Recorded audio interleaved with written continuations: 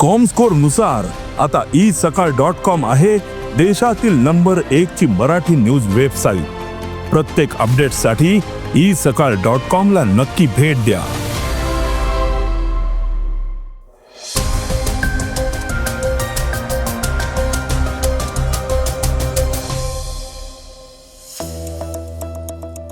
गणवेश साहित्यासाठी विशिष्ट दुकानाची सक्ती नको असे शिक्षण संचालकांनी आदेश दिलेत। मुस्लिम महिलांनाही आरक्षण मिळणार का? कॅब चालक आझाद मैदानावर आमरण उपोषण पुकारणार आहेत।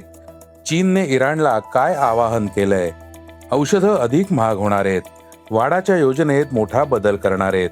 अक्षय कुमारच्या चाहत्यांसाठी वाईट बातमी समोर आली आहे। या बातम्या आपण आजच्या पॉडकास्टमध्ये ऐकणार आहोत। नमस्कार, मी अनिरुद्ध गद्रे। आज 17 एप्रिल वार शुक्रवार। तुम्ही ऐकत आहात देशातील number 1 Marathi news website isakal.com चं पॉडकास्ट। पॉडकास्टची पहिली बातमी आहे शिक्षण संचालकांच्या आदेशाची।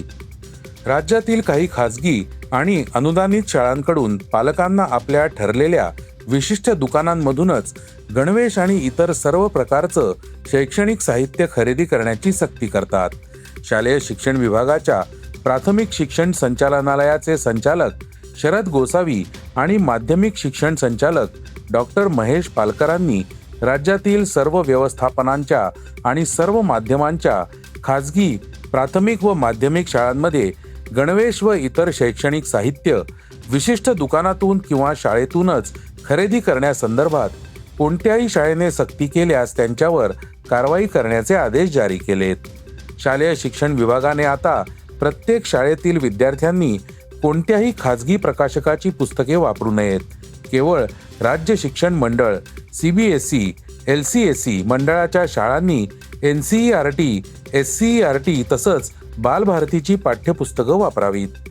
अन्य मंडळांच्या शाळांनी त्या मंडळांनी प्रमाणित केलेली पाठ्यपुस्तकं वापरावीत। कोणत्याही शाळेने विशिष्ट खाजगी प्रकाशनांच्या पुस्तकांचा वापर करू नये तसंच त्यांच्यावर सक्ती करू नये असं आदेशात म्हटलंय। पॉडकास्टची दुसरी बातमी आहे महिला आरक्षण विधेयकाची। लोकसभेत महिला आरक्षण प्रणालीत सुधारणा करण्यासाठी 3 विधेयकं सादर करण्यात आली। एकदा मंजूर झाल्यावर महिलांसाठी आरक्षण 2029च्या लोकसभा निवडणुकीपासून लागू होईल। यानंतर सभागृहातील 33% जागा महिलांसाठी राखीव ठेवल्या जातील। या मुद्द्यावरून सभागृहात जोरदार चर्चा सुरू आहे। गृहमंत्री अमित शहा आणि सपा खासदार अखिलेश यादव यांच्यात मुस्लिम महिला आरक्षणावरून जोरदार शाब्दिक चकमक झाली। शहा म्हणाले की संविधानात धर्माच्या आधारावर आरक्षणाचा उल्लेख नाही। असं घडलं की अखिलेश यादव यांनी ओबीसी महिला आणि मुस्लिम महिलांसाठी स्वतंत्र व्यवस्थेची मागणी केली। त्यांनी विचारलं की यात आरक्षणाची तरतूद का नाही? अमित शहा यांनी यावर प्रतिक्रिया दिली। शहा यांनी सांगितलं की संविधानात धर्माच्या आधारावर आरक्षणाची तरतूद नाही। सरकार मुस्लिमांसाठी आरक्षणाचा कोणताही प्रस्ताव स्वीकारणार नाही, हे संविधानाच्याच विरोधात आहे। पॉडकास्टची तिसरी बातमी आहे कॅब चालकांच्या उपोषणाची। ॲप आधारित कंपन्यांच्या मनमानी कारभाराच्या निषेधार्थ उपोषण करण्यात येणार होतं।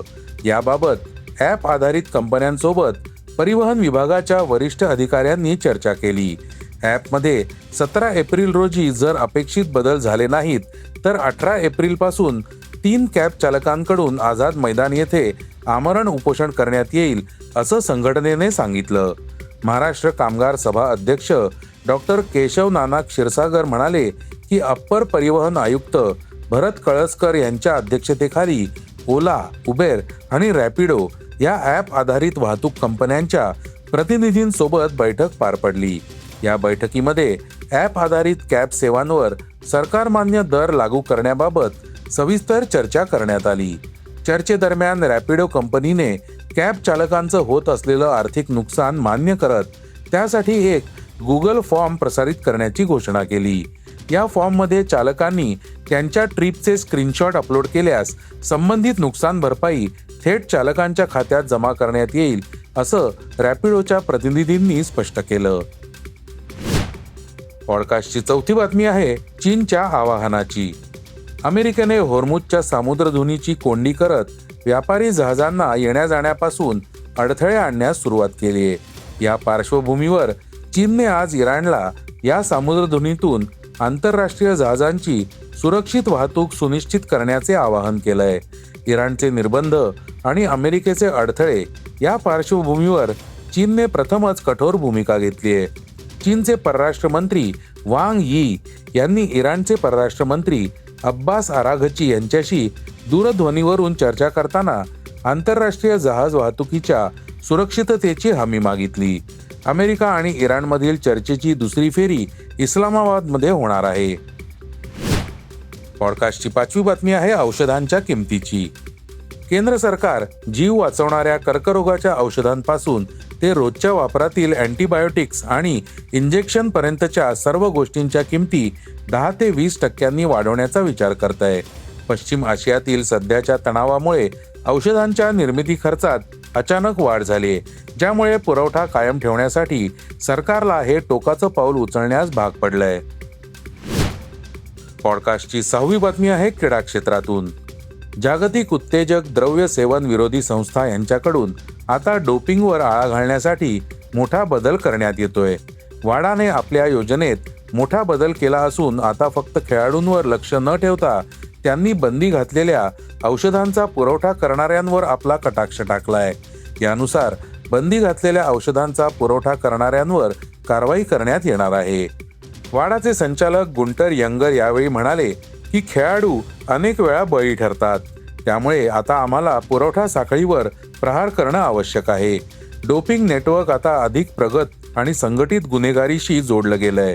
वाडाच्या कारवाईतून आतापर्यंत 1.8 अब्ज डोस प्रतिबंधित औषधं बाजारात येण्यापासून रोखण्यात आली आहेत, ज्यामुळे या समस्येचं गांभीर्य स्पष्ट होतं। पॉडकास्टची शेवटची बातमी आहे अक्षय कुमारची। अक्षय कुमार सध्या त्याच्या भूत बंगला या चित्रपटाच्या प्रसिद्धीमध्ये व्यस्त आहे। हा चित्रपट 17 एप्रिल रोजी प्रदर्शित होणार आहे। अक्षयने स्वतः दिलेल्या माहितीनुसार त्याचा एक चित्रपट रद्द करण्यात आलाय। गोरखा नावाचा तो चित्रपट 2021 मध्ये घोषित करण्यात आला होता। आनंद एल राय अक्षय सोबत या चित्रपटाची निर्मिती करणार होते, पण अक्षयने सांगितलं आहे की हा प्रकल्प आता पुढे चालू नाही। हे होतं isakal.comचं पॉडकास्ट, अर्थात सकाळचं पॉडकास्ट। उद्या पुन्हा भेटूयात। हे पॉडकास्ट तुम्हाला कसं वाटलं जरूर कळवा, त्याला रेटिंग द्या आणि इतरांना रेकमेंड करा। धन्यवाद। Script and research by Vrushal Karmarkar.